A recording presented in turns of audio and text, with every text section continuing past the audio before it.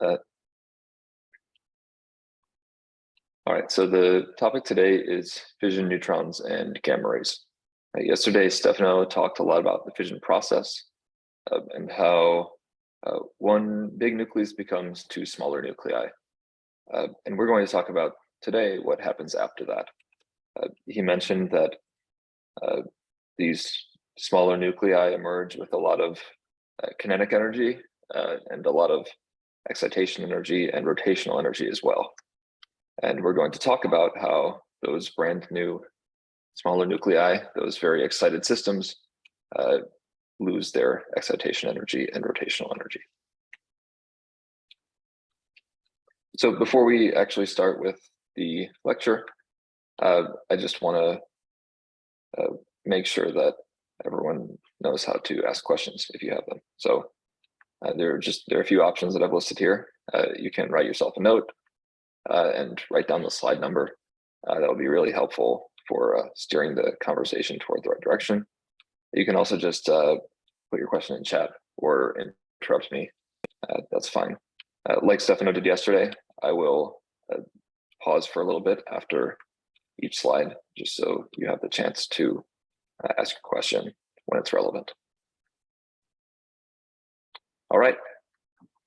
So this is the kind of outline for the talk today. We're going to introduce neutrons and gamma rays, which I'm sure you've heard about in earlier weeks, but a reminder can't hurt. And then we're going to talk about what happens after fission, maybe review fundamental interactions. I don't remember if that's still in there. And then emission of these particles from the fission fragments. So first, neutrons. They were discovered by Chadwick in 1932, and they're very similar to protons in that they share a similar rest mass and they interact very similarly via the strong force. This rest mass is about 1 GeV. It's much heavier than pretty much any of the other particles we're going to talk about. Well, maybe that's not quite right. It's much heavier than an electron, and it has an electric charge of 0, so it's a neutral particle. Does not interact with matter very frequently, and so it can travel great distances before it actually is stopped. It also has an intrinsic spin. So you might have heard about quantum mechanical spin. It has an intrinsic spin of 1/2.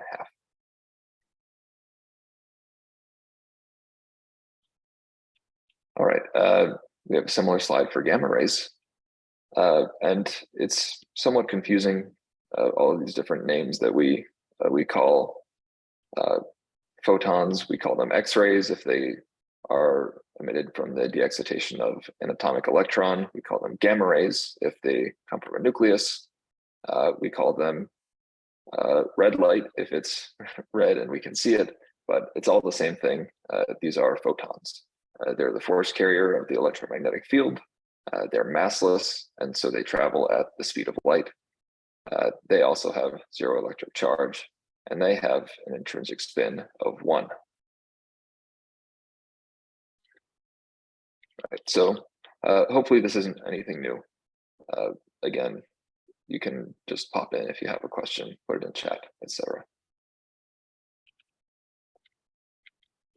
Okay, so Stefano talked a lot yesterday about nuclear deformation and how that eventually leads us to scission and then 2 distinct fragments. So we're going to kind of lead off on where he stopped and say that we have this system of 2 nuclei that have come from a single nucleus. There are lots of different ways that we can get here, as Stefano talked about yesterday. You can induce fission with a lot of different ways. Hitting the nucleus with a hammer, whether that hammer is a neutron or a really high energy gamma ray, or a proton or a deuteron, or pretty much whatever else you can imagine. If you can put enough energy into that system, well, into a system that might fission, it probably will. There's also spontaneous fission, which is a little more complicated to understand, but yeah, like Stefano described yesterday, it's based on some sort of nuclear deformation, eventually reaching that saddle point, after which it'll split apart. And the Q value, which is the amount of energy released in the reaction, varies for fission. It depends on which fragments are formed. And as we saw yesterday, there are lots of different combinations that you can see, even for the same starting system, but it's around 200 MeV. It'll vary a little bit, but that's a good order of magnitude estimate. Now, most of that energy is in the kinetic energies of the fragments. The fragments are going pretty fast, about 5% of the speed of light, and they're very heavy. You know, we talked about neutrons are pretty heavy. Well, fragments are, 100 times or more heavier than a neutron. So very heavy particles. And then the remainder of that energy, maybe, 20 to 40 MeV or so on that order, go into the internal excitation energy of the fragments. And I note here that these fragments also can be produced with very high angular momentum. So maybe around 6 bar, but it can be much more than that as well. Let me see in the chat. There's a question in the chat that says, what is the physical meaning of spin being 1/2 and of 1? As recently shown, the nuclear energy levels are a bit different from electronic energy levels. So there's no classical analog to this parameter, but this is a quantum number describing the internal magnetic moment of a particle. So neutrons have an intrinsic spin of 1/2. Now they're not actually spinning, but they interact as if they were spinning. Forgive me if that doesn't make sense, but quantum rarely has an easy explanation. So neutrons have a spin of 1/2 h-bar. Gamma rays have an intrinsic spin of 1 h-bar. And the second part of the question was, nuclear energy levels are a bit different from electronic energy levels. Yeah, I agree. And this is somewhat reflected in the fact that gamma rays are generally of higher energy than X-rays. The nuclear energy level spacing is larger, and so when you go between those energy levels, the particles that are emitted are usually higher energy. All right. If we're good on this, then we'll go to the next slide. So we mentioned that these fragments have high kinetic energy, high, and as well as some intrinsic excitation energy and some angular momentum. For now, we're going to kind of ignore the kinetic energy of the fragments and focus on these intrinsic properties. For all the fragment knows, it's, it might not actually be moving. So that part isn't really important to the emissions from the fragment. What is very important is the intrinsic excitation energy and the angular momentum. And here we have this plot on the vertical axis is excitation energy. We're going to call that E star, and angular momentum, which we're going to call J.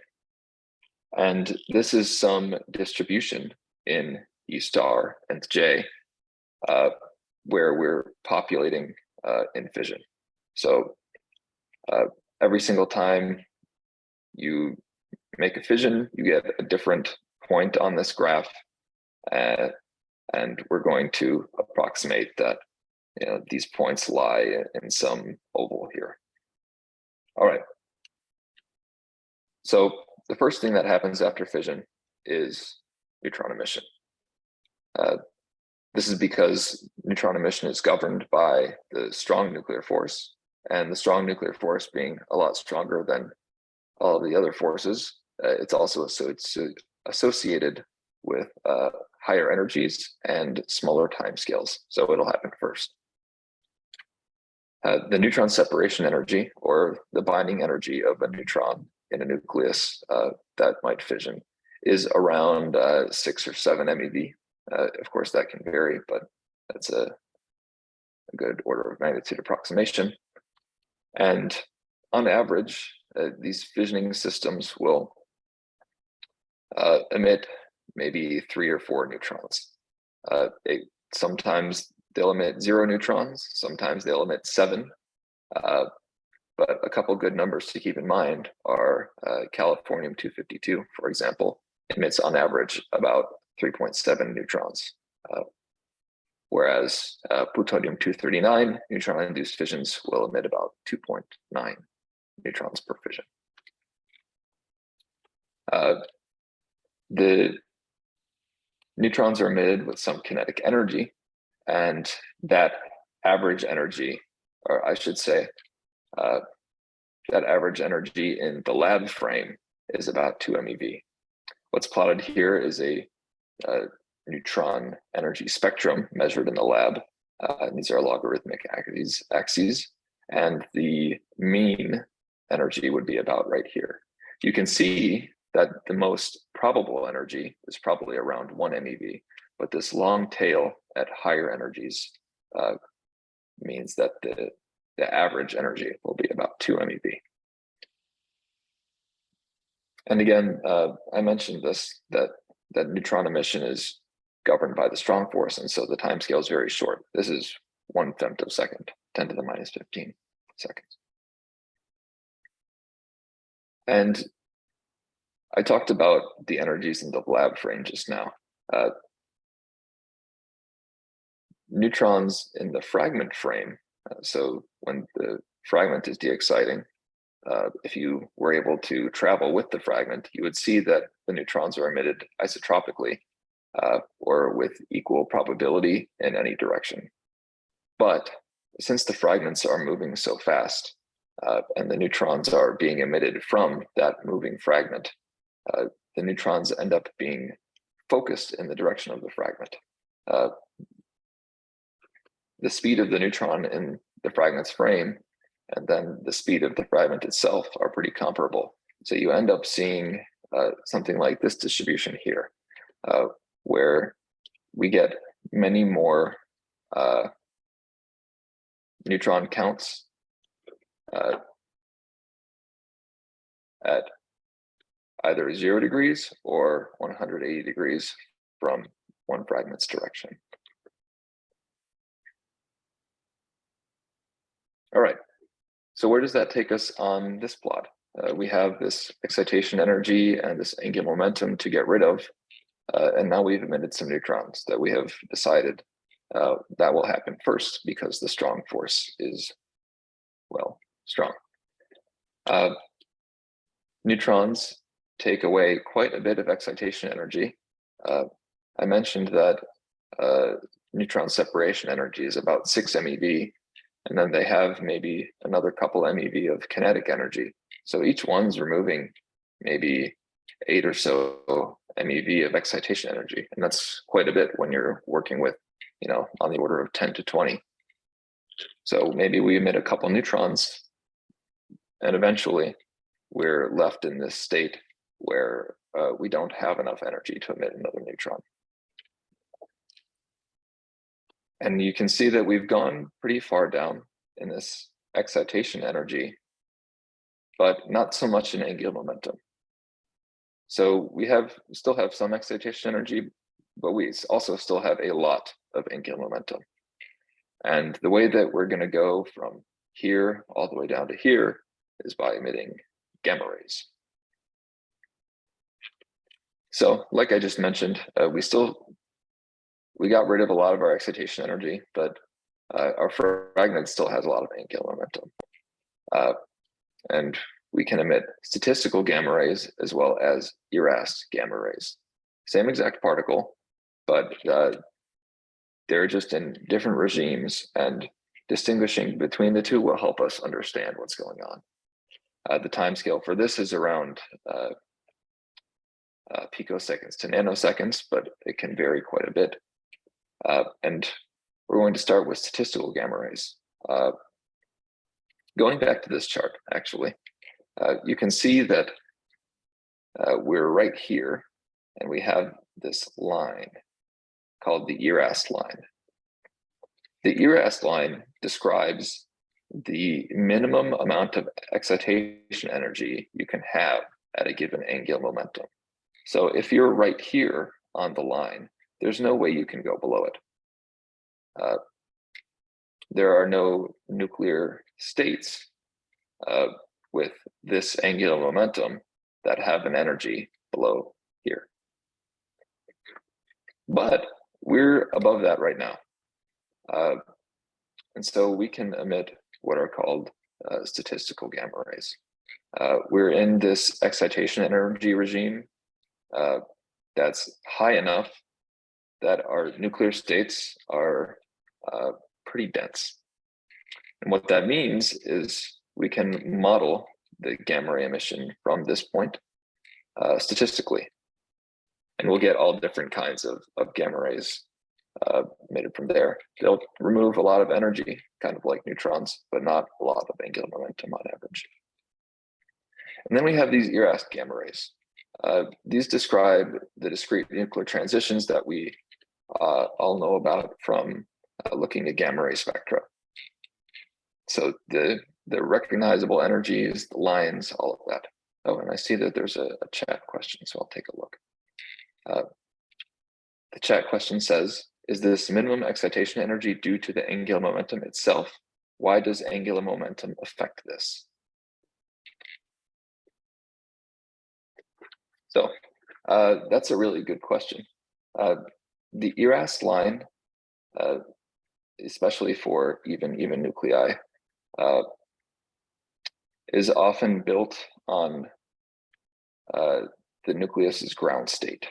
And let me take a minute to gather my thoughts. The minimum excitation energy due to the angular momentum itself. Why does the angular momentum affect this? So I would say, yes, for the ERAST line, the excitation energy would be characterized as due to the angular momentum itself. For an even nucleus, the ground state is at 0 angular momentum. And then going up one section in the ground state band, you might get a 2+ state.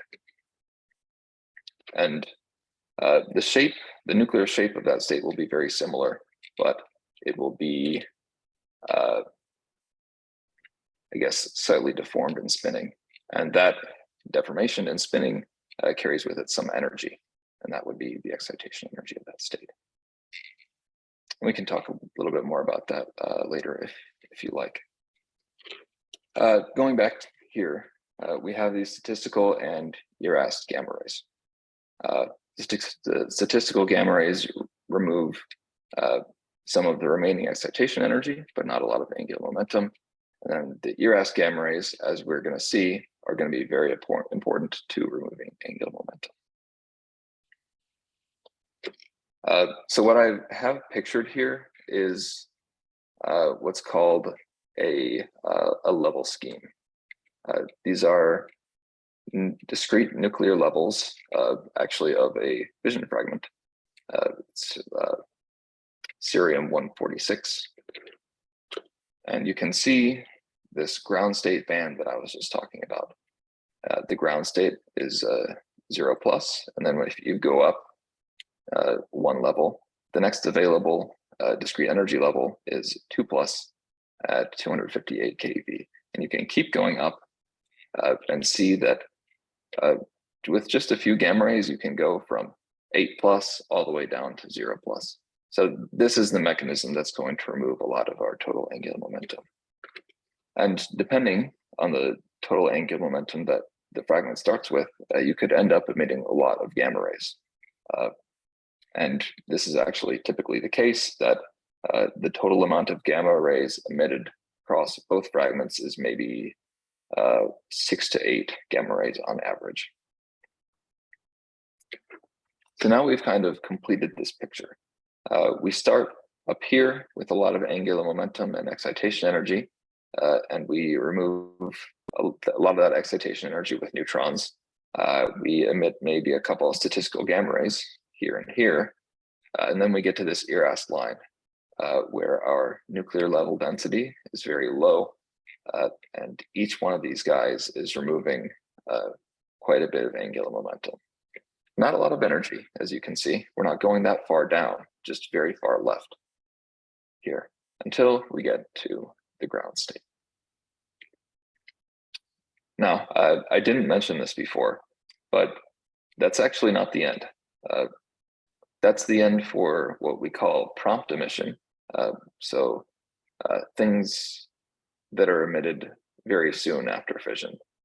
But there's also delayed emission. And this happens long after the strong force makes us get rid of neutrons and the electromagnetic force makes us get rid of gamma rays. You can also have the weak interaction quite a bit later. And a common example of this is actually cesium-137, which is produced in fission. You might have heard about it as a very common calibration source in the lab. And that's because it emits a monoenergetic gamma ray in its decay chain at about 662 keV.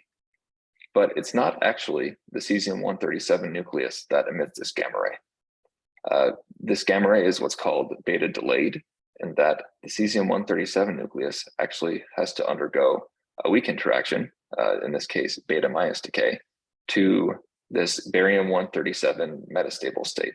So beta minus decay from cesium to barium, and then that barium nucleus is then the one that emits the gamma ray. So in that way, you can get gamma rays from fission long after the fission actually happened. We don't, and when we conduct experiments, we often don't measure these because they happen so far long after the fission. But it's very important for things like reactors, where these fission products like cesium stay inside the reactor and they'll eventually decay and emit these gamma rays. So for a quick summary about the neutrons and gammas, as we talked about yesterday with Stefano, fission's a very violent process. And these fragments that emerge from fission have a lot of excitation energy and angular momentum. And we've called that E star and J throughout. The neutrons that are emitted from those fission fragments carry away a lot of the excitation energy, but not a lot of the angular momentum. And then subsequently, the gamma ray emission afterward carries away most of the angular momentum of the fragments. And then potentially very long after fission, you can have fission fragments that undergo some weak interaction and then proceed to emit neutrons and gamma rays afterward. Right. With that, I'm going to put this slide up. It's just a summary of a few publications from the fission group at the University of Michigan that have come out in the past few years. And I invite you to look these up if you're interested in learning what we do. And with that, I will open the floor to discussion. I can see that there's another chat in here. So that's what I'll address first.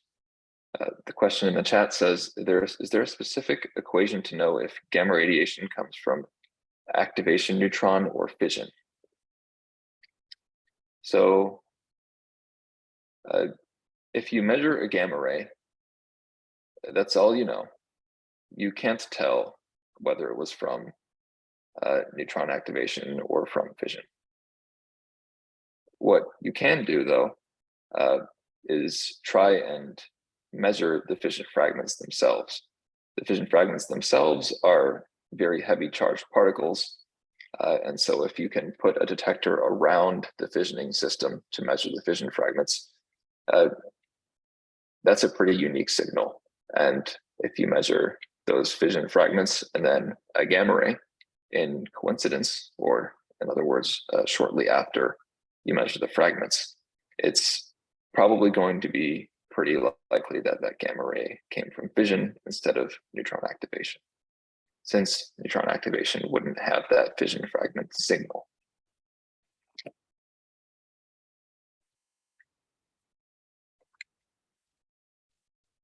Another in the chat, you're asking gamma photons decrease in energy as they are emitted from the nucleus?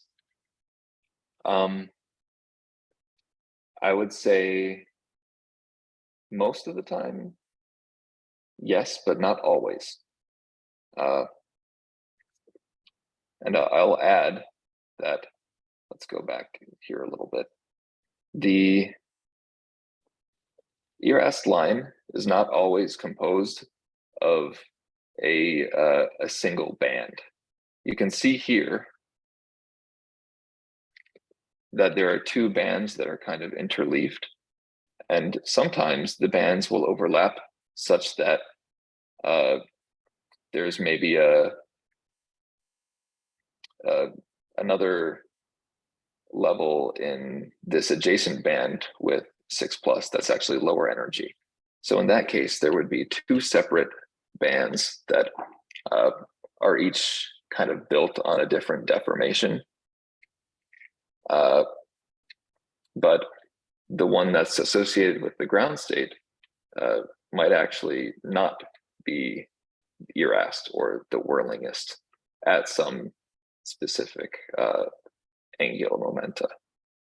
So that might be a little more than you asked for, but there you go.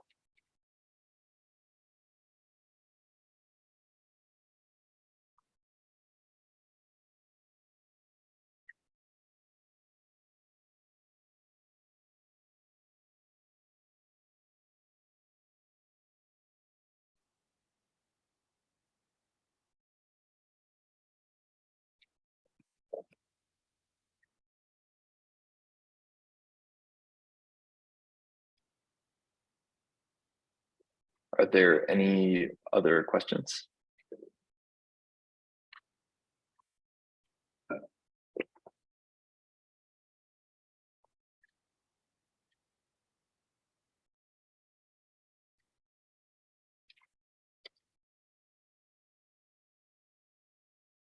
Do we know why angular momentum affects nuclear stability? And if the answer is it just does, that's fine. Well, I'm pretty confident that the answer is not it just does. I think that question can have a very complicated answer, but one thing you could look to is Stefano's discussion yesterday about deformation. So the angular momentum of a state is also related to its deformation.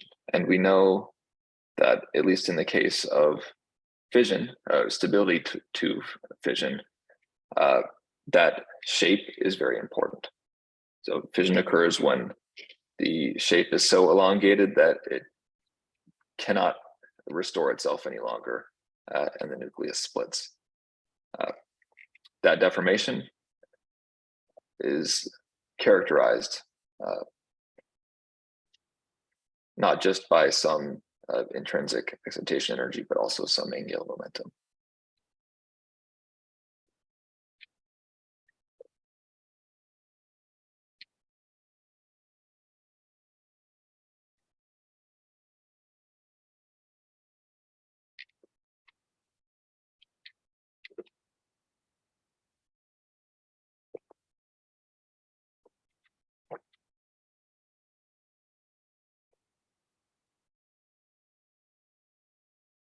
All right, if there aren't any more questions, I'm going to, let's see. Is that deformation because of centripetal force or something else? Centripetal force. Well, here's one thing to think about. No, actually, I won't say that. I would say that that deformation is not necessarily related to the centripetal force. There are nuclei that exist with some deformation in their ground state, and they are not necessarily spinning.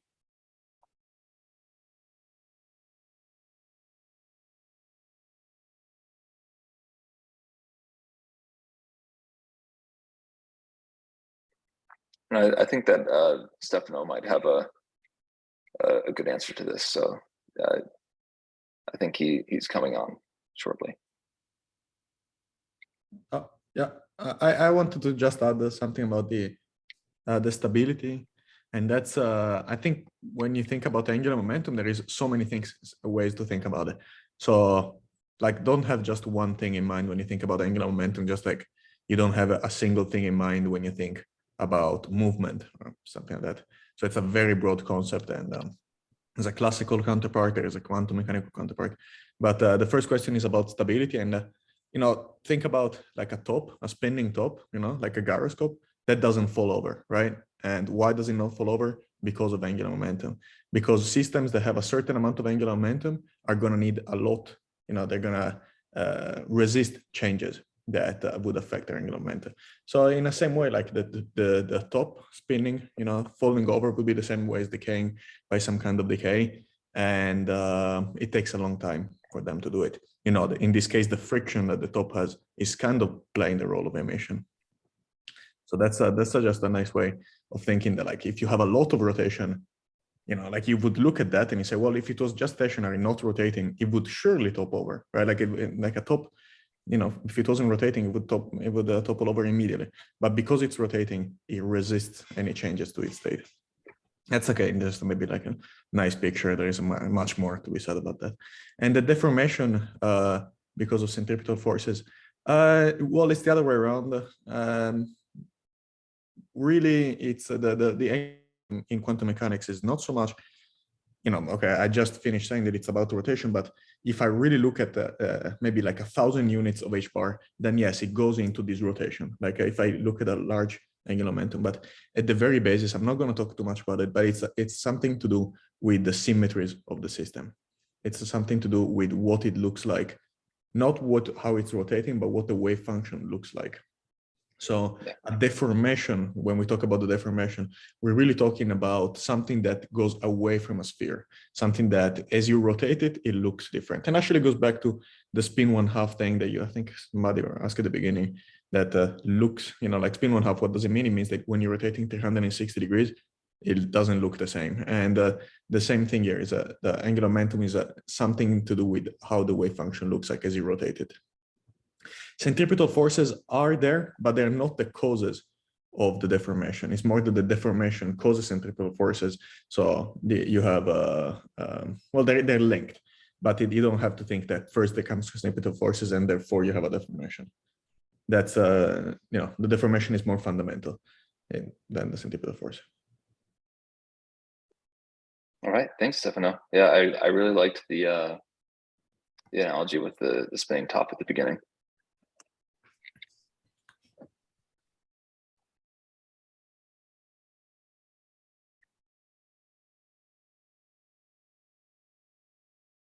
All right, well, if no one else has any questions, I'll stop the session at this point, and you can always send me or Stefano an email if you think of something later.